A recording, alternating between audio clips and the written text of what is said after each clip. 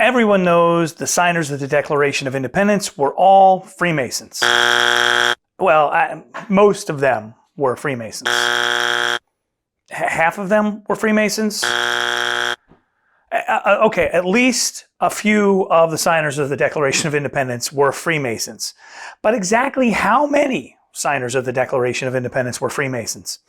Let's talk about it right now.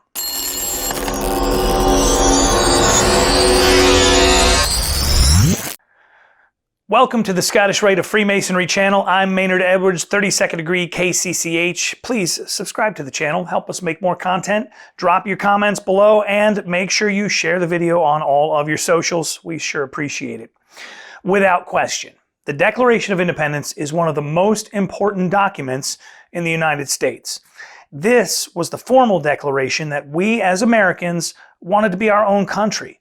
But despite its importance, most of us don't know a whole lot about the Declaration of Independence, and what we do know about it is actually incorrect.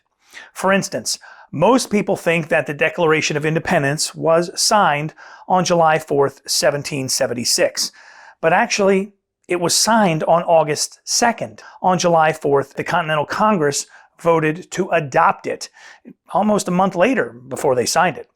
The men that signed that document were essentially committing high treason against the British Crown. And a lot of people have the notion that most of the signers were in fact Freemasons. But of the 56 men who signed that famous document, only 9 were known Freemasons. I will stipulate it's possible there are some guys who were Masons and just never talked about it or who kept it secret for whatever reason, but instead of diving into all of that, let's look at these 9 men who were definitely Freemasons, and we're going to do this in the order that they signed the Declaration of Independence. First, let's talk about John Hancock. His signature was so prominent, his name is now a slang term for the word signature. Put your John Hancock on that. Legend has it that John Hancock signed very large and then announced to the assembled Congress that he wanted to make sure that King George could read his signature without having to put his reading glasses on. Now, that's likely a myth. Probably what happened is that's just how big John Hancock would normally sign his name, and then after he did, they looked at it and kind of did a head count in the room and were like, guys, if all of us are going to sign this, we can't sign as big as old John here, so let's tighten it up a little bit. But that glasses story is pretty good, so it has survived the ages. John Hancock was a merchant from Braintree, Massachusetts, and one of the wealthiest men in the colonies. He was the president of the Second Continental Congress, which is why he got the honor of signing the Declaration of Independence first. It was either an honor or it was a little bit crazy, depending on your point of view. He became a Mason in Quebec while on a business trip in 1762, and he was initiated into Merchant's Lodge number 277. Upon his return to the colonies, Brother Hancock affiliated with the Lodge of St. Andrews in Boston on October 14th, 1762. Up next is William Whipple. He was the third man to sign the Declaration of Independence. Born in New Hampshire in 1731, he was a really interesting character. He became a ship's captain before becoming a merchant.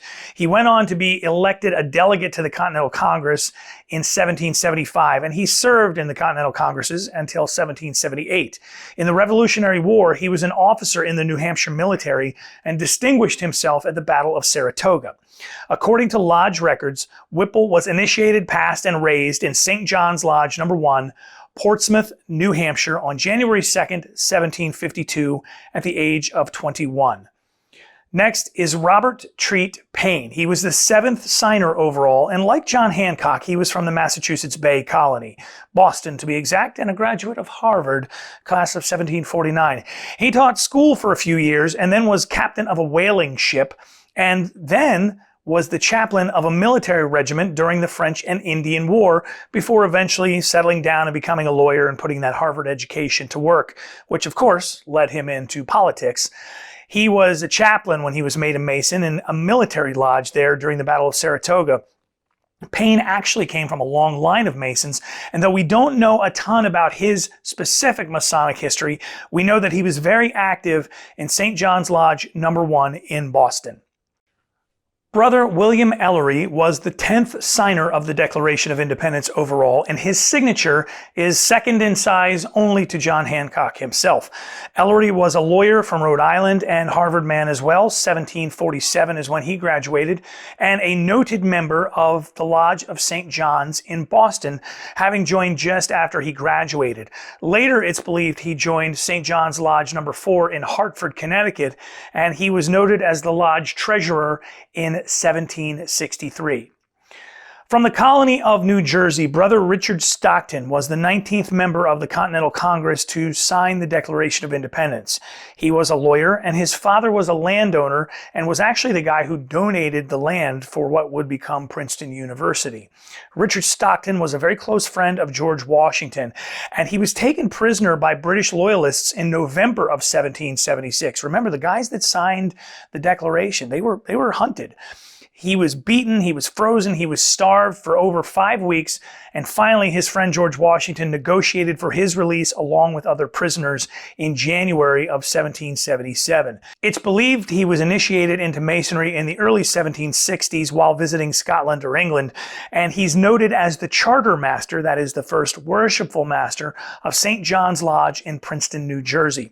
He's one of 6 signers of the Declaration of Independence, honored with a statue in the U.S. Capitol Statuary Hall, and Stockton College is named specifically in his honor, and he's known as Richard the Signer. Perhaps the most well-known Mason on this list is Brother Ben Franklin, obviously a Pennsylvania Mason, the 26th man to put quill to parchment. He was also very instrumental in shaping the Declaration and making corrections to Thomas Jefferson's original draft. He was a scientist, an author, a printer, an inventor, a statesman, a ladies' man. There's just too much to cover about Ben Franklin in this video, but his Masonic career began at St. John's Lodge of Philadelphia in 1731. He became very active as a Freemason for the next 50 years. He was elected to the office of Junior Grand Warden of Pennsylvania in 1732, became Grand Master in 1734, and that was the same year he printed Anderson's Constitution. That was the first Masonic book ever printed in America. Second only to the great George Washington himself, Ben Franklin is probably the most well-known of all American Masons. So that may be one of the reasons why the Declaration gets leveled with this, oh, so many Masons signed, when really it wasn't that many. William Hooper was the 47th signer of the Declaration of Independence, born in Massachusetts, educated at Harvard, but moved to North Carolina in 1764.